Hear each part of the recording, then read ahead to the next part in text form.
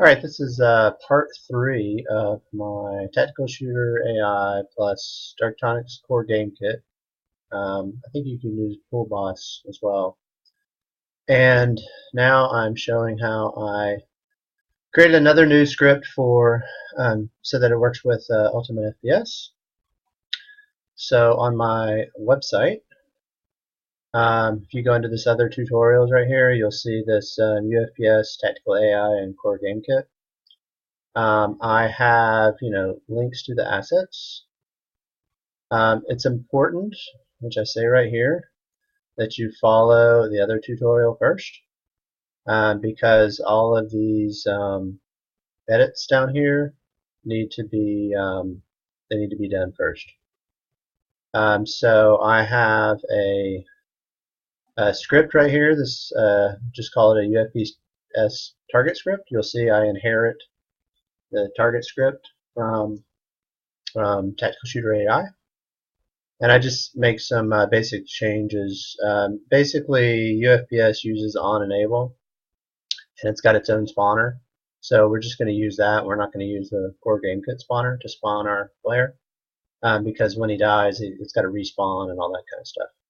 And then I created an editor target script so that it only shows like the components that we want to see, like team ID. So for team ID, you're going to, well, I'll talk about this in a minute. So I've got that script here. You're going to need to put this in an editor folder. So for instance, I put mine in this custom inspectors. It's this target script UFPS inspector.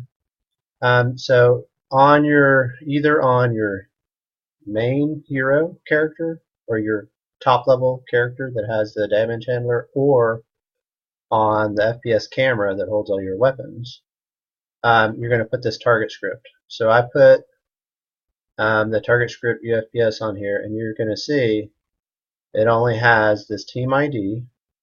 So for the team ID, you're going to want to set this either to the same team that your friends are on.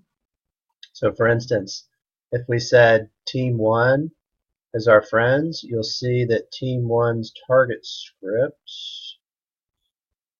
sorry, I gotta find it. They have team parameters. So their team ID is 1, so you can either have yours as team ID 1, or you can make it your an allied team ID. You're going to want to make sure though that it's not in here. So you'll see their enemies are 0, 2, and 3. So your UFPS one should either be 1 or some other number.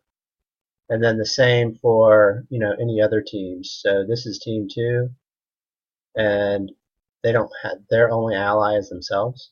So basically what I did is I said, okay, well, team 1, I didn't change this target priority. If you look at their manual, I think the higher this number, the quicker they'll target you. So I just left it at 1. This fold out, it's show linked auto-populated components. So all of these components will automatically populate. But if you populate them, they're not going to override it. So basically it's going to find the component that has the VP damage handler. So you can assign this yourself. So I could just drag in hero here if I wanted. The target one, it's going to automatically look for the first box collider. So for this one, when you have your ragdoll set up, the box collider is going to be your hips. So you'll see the hips are about, they're about halfway up. You want to make sure that the target is above, it's not at the feet. Because if you look at the hero, look right there. The target's at the feet. So you've got the hips, and then if you go higher, you've got the spine. So spine would be a good one as well. So this is automatically going to look for the first box collider. So if you don't have one, you're going to need to create some sort of target that's not at the feet. You could put it up here, but you don't want it to be the main character because it'll be at the feet. So for instance, if I set it for spine 1 and I hit play, I'm going to pause it as soon as it starts. So you'll see that both of these are spine 1. But if I remove those, instead of spine 1, it's the first boss collider is going to find is going to be the hips. So notice they're all blank. If I hit play, I'm going to pause it. You'll see I've got hips. So the first box collider was the hips, and it's saying that where the health script is, which is the damage handler, is right there. Other things that I did. So notice that the hero is on this layer for local player. So if I go over here and I look at one of these AI, where's their gun scripts? I have a gun script. So notice they're using this bullet SMG. So if I look at these bullets, what I did on this layer mask, you need to make sure that your player is on the same one. So originally it looked like this. It said default and layer parts. So you're just going to want to add local player.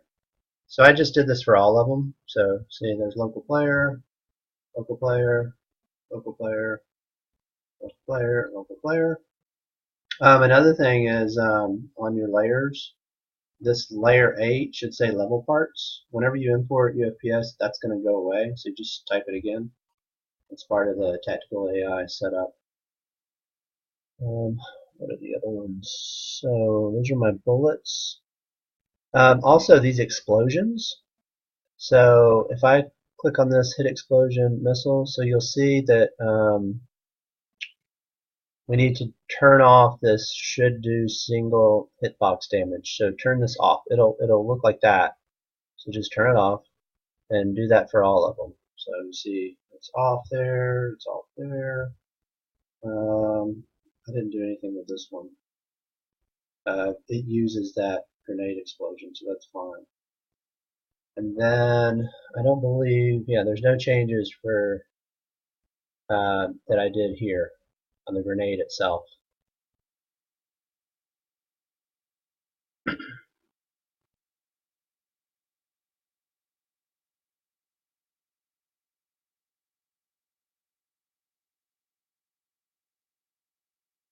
If I look at the pistol, at the UFPS player, these projectiles, you're going to see that I changed it to Unity message. So whatever ones you're using, you're going to want to change it. I did not mess with any of the explosions. So the explosions, you're going to want to change them all to Unity message. TacticalAI uses the Unity message, not damage handler, because they don't have a damage handler. So just change them all to Unity message and you should be good. Other things that you might want to do.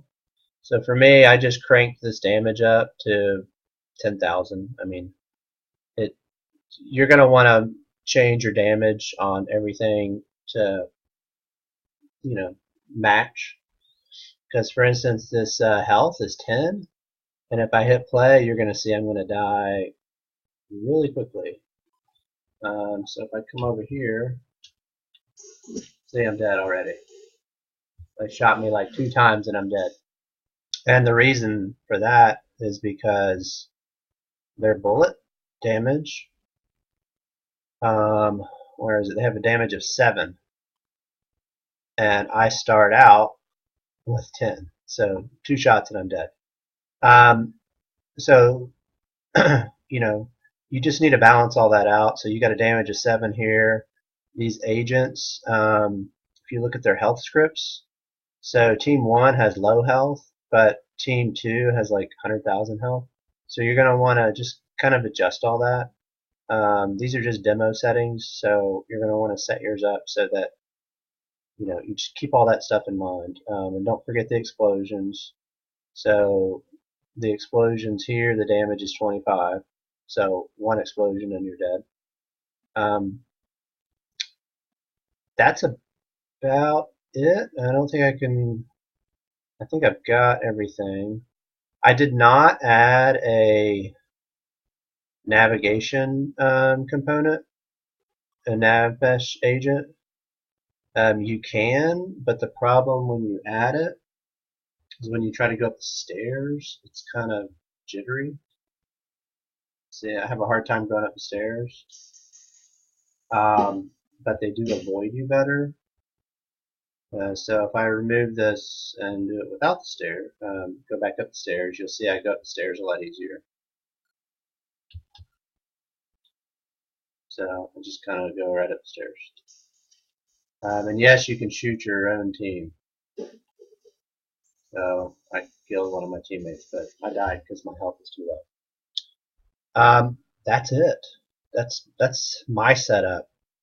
And before, look at the other videos for how I set up the level wave settings, because I've got my different spawners set up. So I've got a spawner there, and one over here.